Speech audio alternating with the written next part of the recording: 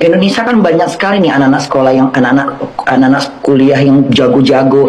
Bahkan ketika mereka pertukaran pelajar aja mereka dapat nilai yang tinggi. Artinya kan mereka punya wawasan yang luas gitu. Nah, ketika mereka mencari kerjaan sudah wisuda, sudah siap untuk bekerja, kebentruk sama hal-hal yang persyaratan-persyaratan yang kadang-kadang jujur tidak masuk di akal. Seperti apa misalnya? Sebagai contoh.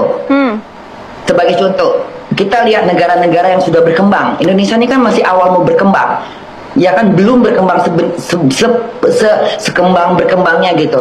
Dan ini apa ya, seperti di Jerman. Di Jerman tidak mengenal yang namanya usia, tidak mengenal fisik, tidak mengenal umur. Itu pertama. Kenapa? Di Jerman ini yang penting ada mau, ada niat, tidak punya pengalaman, nanti kita ajarkan. Kalau Indonesia kan harus lihat tinggi badan, apa ini? Ini gimana? Ini nggak wajar. Emang mau ngapain? Mau jadi model? Kan mau jadi kasir, mau jadi kerja di restoran, mau jadi kerja di CP, di PT.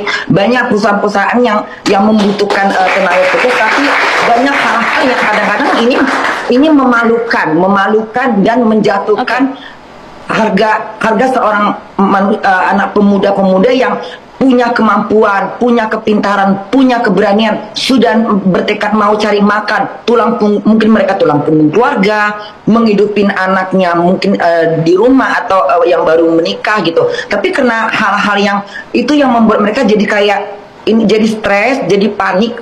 Dan sedikit saya singgung masalah banyaknya hal-hal yang begal atau misalnya menggunakan barang-barang yang terlarang. Itu juga bisa penyebabnya, karena mereka terlalu lama di rumah, mereka stres, nggak tahu berbuat apa, lalu ada penggoda, pengajak, akhirnya rusaklah generasi tadi. Kenapa? Karena kurangnya tenaga kerja, kurangnya lahan. Selama ini kan pemerintah menteriakin, ayo kita bangun Indonesia, kita bangun perekonomian, tapi di mana? Di mana? Coba kita sebagai generasi muda ini kan mereka adalah figur untuk di masa depan, untuk 40 tahun ke depan, untuk 50 tahun ke depan. Kalau nggak ada mereka, Indonesia mau jadi apa? Toh yang tua juga akan bakalan mati. Nah, sedangkan di Jerman orang kerja yang penting punya keberanian, punya kemauan, dia bisa bekerja. Kalau nggak punya pengalaman akan dilatih. Seperti Bunda kerja sebagai kerja di Five Guys. Lalu, kerja di Five Guys, punya pengalaman. Gimana? Bunda Korla, kami ingin tahu kan setiap hari Bunda Korla bergaul dengan para diaspora. Ada tidak sih yang akhirnya memutuskan sampai pindah kewarganegaraan? Mereka sakit hati sama pemerintah Indonesia karena tadi soal rumitnya nyari kerja. Iya, itu bisa terjadi. Kita nggak bisa menyalahkan mereka. Kita nggak bisa menyalahkan kalau misalnya ada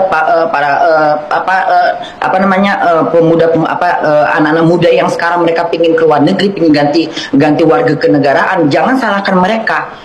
Kita harus ini pemerintah harus mencegah. Bagaimana caranya? Ya, harus berpikir lagi untuk memudahkan kerjaan, memudahkan untuk persyaratan. Jadi mereka berangkat itu bukan keputusan yang sangat benar-benar beratus kali memikirkan. Tapi ketika mereka mengatakan saya harus keluar negeri karena memang di sana mungkin terbukalah karir saya, ilmu saya, kerjaan yang harus saya lakukan.